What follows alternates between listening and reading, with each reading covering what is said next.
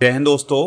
आज के इस इम्पॉर्टेंट लेक्चर में हम सभी डिस्कस करने वाले हैं 7 अगस्त 2026 के डेली करेंट अफेयर्स को। तो आप इस पूरे लेक्चर को बहुत ही ध्यान से लास्ट तक जोड़ देखिएगा। लास्ट में आपसे एक क्वेश्चन पूछा जाएगा जिसका आंसर कमेंट बॉक्स में बताना है।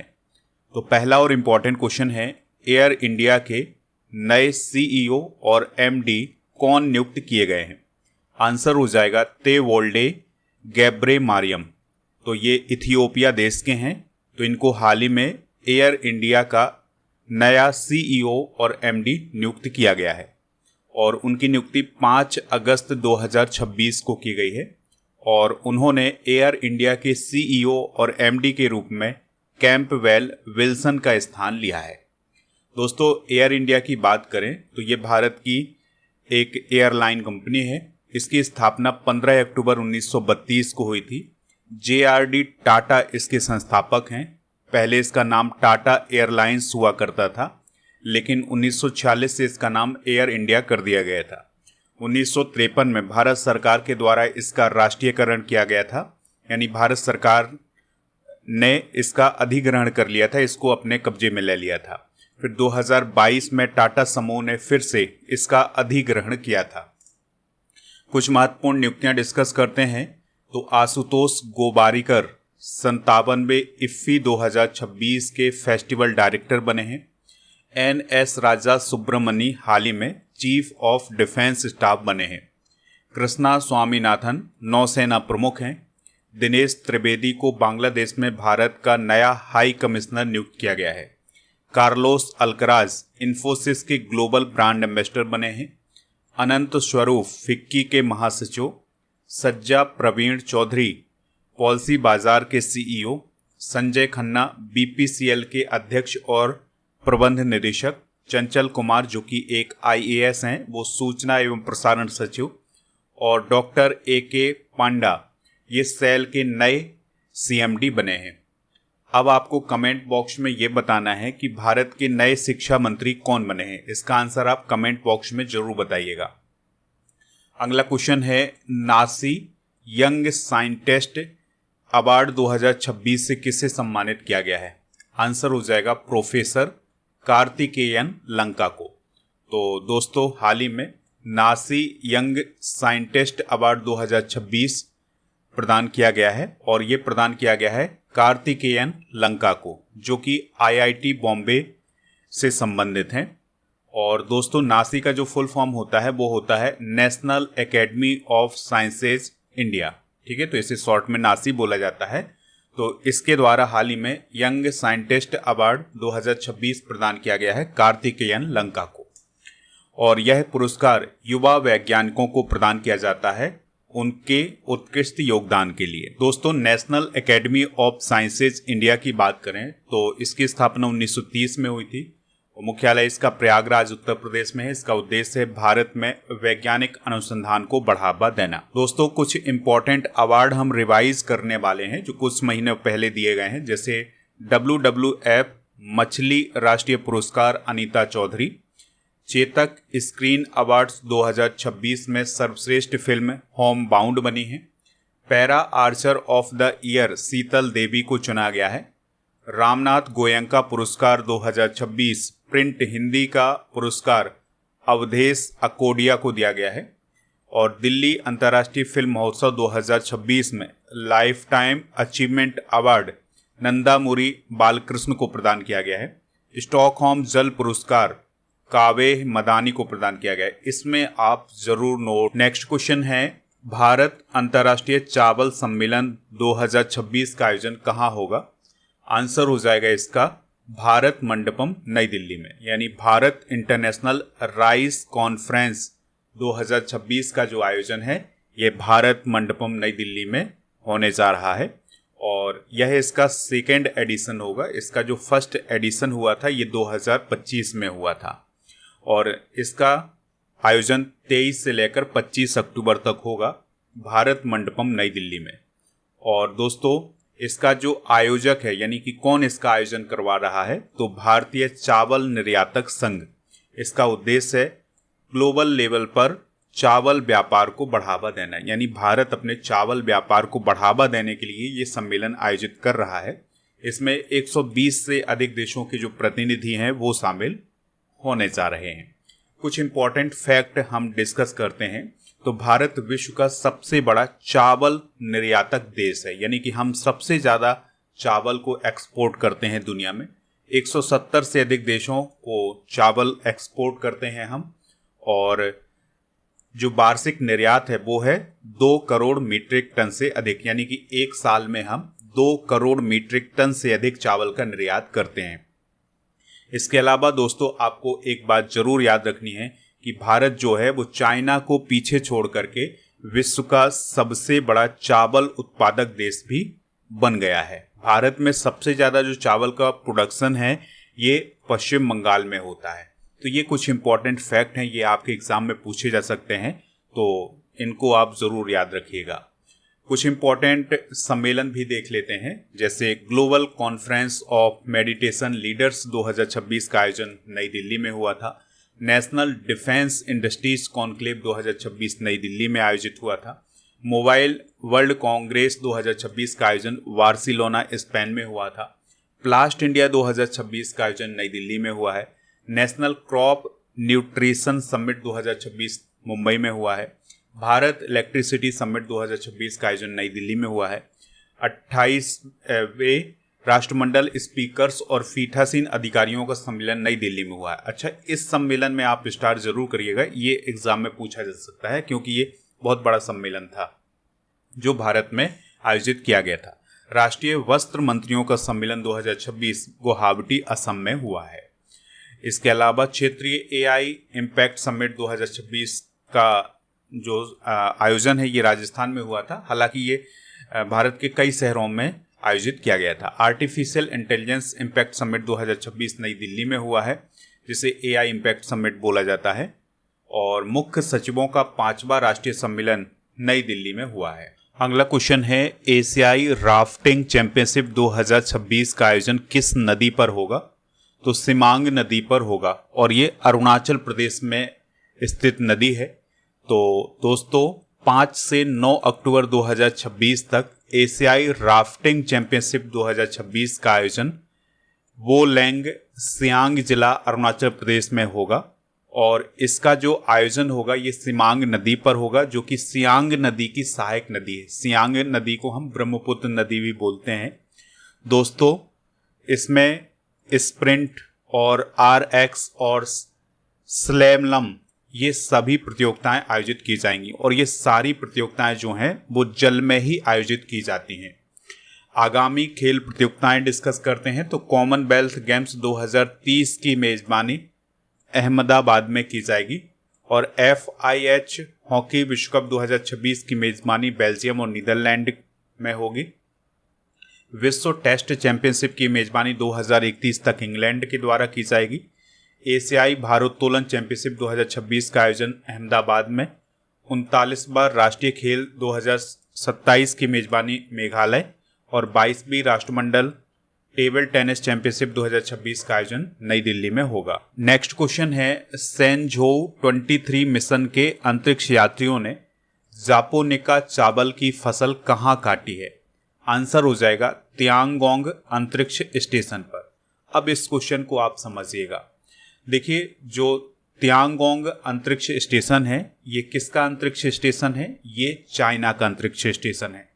तो उसमें कुछ समय पहले जो जापोनिका चावल की फसल है या उसके कुछ पौधे हैं वहां पर उगाए गए थे। वो अभी हाल ही में सेंझोउ 23 मिशन के तहत कुछ अंतरिक्ष यात्री जो तियांगोंग अंतरिक्ष स्टेशन है वहां पर पहुंचे। जब वहां पर वो पहुंचे तो ये जो जापोनिका चावल की फसल है वो तैयार हो चुकी थी। तो अब उन्होंने उन पौधों को काटा है। तो ये एक अपने आप में ऐतिहासिक घटना है।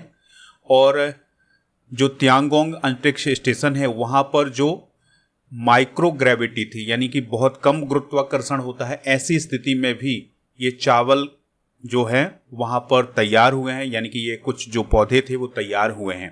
ठीक है, अब इससे आने वाले भविष्य में इसके फायदे भी मिल सकते हैं कि जो चंद्र मिशन है या मंगल मिशन है ऐसे अभियानों के लिए भोजन का उत्पादन भी किया जा सकता है। ठीक है, इसलिए ये खोज और ये जो घटना है काफ़ी महत्वपूर्ण है। भारतीय अमेरिकी नासा अंतरिक्ष यात्री डॉक्टर अनिल मेनन ने अंतर्राष्ट्रीय अंतरिक्ष स्टेशन के लिए उड़ान भरी है। ठीक है, शुभांशु शुक्ला अंतर्राष्ट्रीय स्पेस स्टेशन पर जाने वाले पहले इंडियन हैं। इसरो ने 175 टन के सेमी क्रायोजेनिक इंजन का सफल हॉट टेस्ट हाल ही में किया है। नासा ने आर्टेमिस 3 मिशन 2027 के लिए 4 अंतरिक्ष यात्रियों को चुना है, जिनमें पहला नाम है रैंडी ब्रेनेस का, दूसरा नाम है लुका परमिटानो का, तीसरा नाम है फ्रैंक रूबियो का और चौथा नाम है आंद्रे डगलस का। नासा ने मंगल ग्रह पर मैवेन अंतरिक्ष यान हाल ही में बंद किया है। ब्लू ओरिजिन ने पुनः उपयोग किए गए न्यू ग्लेन बूस्टर की पहली सफल लैंडिंग हाल ही में हासिल की है और Vikram first Skyroot aerospace द्वारा विकसित भारत का पहला निजी तौर पर निर्मित कक्षीय ऑर्बिटल रॉकेट है। हिरोशिमा परमाणु बमबारी की 81वीं वर्षगांठ कब मनाई गई है? तो 6 अगस्त 2026 को मनाई गई है। तो दोस्तों, जापान में जो हिरोशिमा में परमाणु बम गिराया गया था उसकी 81वीं वर्षगांठ 6 अगस्त 2026 को मनाई गई है हिरोशिमा जापान में। तो 6 अगस्त 1945 को अमेरिका के द्वारा जापान पर लिटिल बॉय नाम का परमाणु बम गिराया गया था और ये हिरोशिमा में गिराया गया था, जिसके बाद काफ़ी नुकसान हुआ था। सुबह 8:15 पर ये जो लिटिल बॉय नामक बम है ये गिराया गया था और इसमें B-29 इनोला गे नामक विमान का इस्तेमाल किया गया था। कुछ इम्पोर्टेंट दिवस डिस्कस करते हैं। तो अगस्त माह के जो इम्पोर्टेंट डे हैं, जैसे विश्व स्तनपान सप्ताह 1 से 7 अगस्त तक मनाया जाता है और विश्व फेफड़े का कैंसर दिवस 1 अगस्त को, 2 अगस्त को पिंगली वेंकैया जयंती मनाई जाती है, ये राष्ट्रीय ध्वज के डिजाइनर थे। और 7 अगस्त को राष्ट्रीय हथकरघा दिवस मनाया जाता है। 7 अगस्त को ही भाला फेंक दिवस मनाया जाता है या जेवलिन थ्रो डे मनाया जाता है। 8 अगस्त को भारत छोड़ो आंदोलन की वर्षगांठ, 9 अगस्त को नागासाकी दिवस मनाया जाता है, 9 अगस्त को अगस्त क्रांति दिवस भी मनाया जाता है, 10 अगस्त को विश्व जैव ईंधन दिवस मनाया जाता है और 10 अगस्त को अंतर्राष्ट्रीय शेर दिवस भी मनाया जाता है। 12 अगस्त को अंतर्राष्ट्रीय युवा दिवस। भारत में राष्ट्रीय युवा दिवस 12 जनवरी को मनाया जाता है, इतना याद रखिएगा। 12 अगस्त को विश्व हाथी दिवस भी मनाया जाता है। 13 अगस्त को विश्व अंगदान दिवस। 14 अगस्त को विभाजन विभीषिका स्मृति दिवस मनाया जाता है। 15 अगस्त को स्वतंत्रता दिवस। 20 अगस्त को अक्षय ऊर्जा दिवस और 20 अगस्त को विश्व मच्छर दिवस भी मनाया जाता है। 21 अगस्त को विश्व वरिष्ठ नागरिक दिवस मनाया जाता है। 23 अगस्त को राष्ट्रीय अंतरिक्ष दिवस। 26 अगस्त को महिला समानता दिवस। 29 अगस्त को राष्ट्रीय खेल दिवस और 30 अगस्त को राष्ट्रीय लघु उद्योग दिवस मनाया जाता है। अगला क्वेश्चन है, अमेरिका के किस राज्य में 15 अगस्त 2026 को इंडिया डे मनाया जाएगा? आंसर हो जाएगा मैसाचुसेट्स। तो दोस्तों, जो अमेरिका का मैसाचुसेट्स नामक राज्य है वहाँ पर 15 अगस्त को इंडिया डे मनाया जाएगा। ठीक है, तो इसकी घोषणा हाल ही में वहाँ के गवर्नर के द्वारा की गई है। इसके अलावा जो मैसाचुसेट्स राज्य है उसका जो बोस्टन शहर है उसने भी ये घोषणा की है कि 15 अगस्त 2026 को वहाँ पर इंडिया डे मनाया जाएगा। ठीक है, ऐसा इसलिए किया जा रहा है क्योंकि 15 अगस्त को हमारा स्वतंत्रता दिवस होता है। तो भारत और अमेरिका के बीच के जो रिलेशन है और जो उस राज्य में रहने वाले इंडियंस हैं उनको प्राउड मूवमेंट प्रदान करने के लिए ये इंडिया डे मनाया जा रहा है। मैसाचुसेट्स की बात करें तो ये अमेरिका का एक स्टेट है, अमेरिका का 6वां राज्य है और इसकी जो कैपिटल है वो बोस्टन है। यहाँ पर आप अमेरिका देख पा रहे हैं और ये है मैसाचुसेट्स। ठीक है, और यहाँ पर हार्वर्ड यूनिवर्सिटी और जो MIT है वो भी यहाँ पर स्थित है। अमेरिका की बात हुई है तो इससे रिलेटेड कुछ इंपॉर्टेंट करेंट अफेयर्स हम डिस्कस करते हैं। तो अमेरिका जो है वो इंटरनेशनल सोलर अलायंस से अलग हो गया है और अमेरिका ने अपनी स्वतंत्रता की 250वीं वर्षगांठ के अवसर पर एक स्वर्ण सिक्का जारी किया है जिसमें डोनाल्ड ट्रंप की तस्वीर छापी गई है। और फ्रीडम शील्ड अभ्यास अमेरिका और साउथ कोरिया के बीच में हाल ही में हुआ है। और भारत अमेरिका संयुक्त विशेष बल अभ्यास वज्र प्रहार हिमाचल प्रदेश में हुआ है। अमेरिका पाकिस्तान के तेल भंडारों की खोज करेगा और अमेरिका यूनेस्को से भी हाल ही में कुछ समय पहले बाहर हुआ है। अगला क्वेश्चन है, हाल ही में संन्यास की घोषणा करने वाले WWE चैंपियन कौन है?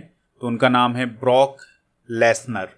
तो दोस्तों, ब्रॉक लेसनर ने हाल ही में WWE से संन्यास लिया है, ठीक है। और उनकी उपलब्धि की बात करें तो वो 7 बार WWE चैंपियन।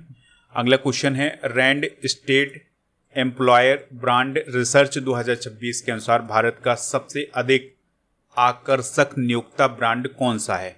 आंसर हो जाएगा गूगल। तो दोस्तों, हाल ही में नियोक्ता ब्रांड रैंकिंग 2026 जारी की गई है जिसका नाम है Randstad employer brand research 2026, ठीक है। तो इसमें भारत का सबसे आकर्षक नियोक्ता ब्रांड कौन बना है? गूगल। यानी कि गूगल एक ऐसा ब्रांड है जो कर्मचारियों को या नौकरी की चाह रखने वाले लोगों को अपनी ओर आकर्षित करता है, क्योंकि उसकी कुछ ऐसी पॉलिसी हैं, कुछ ऐसे उसके ऑफर वगैरह हैं जिसके कारण जो कर्मचारी हैं और नौकरी करने वाले लोग हैं वो उसकी तरफ आकर्षित होते हैं।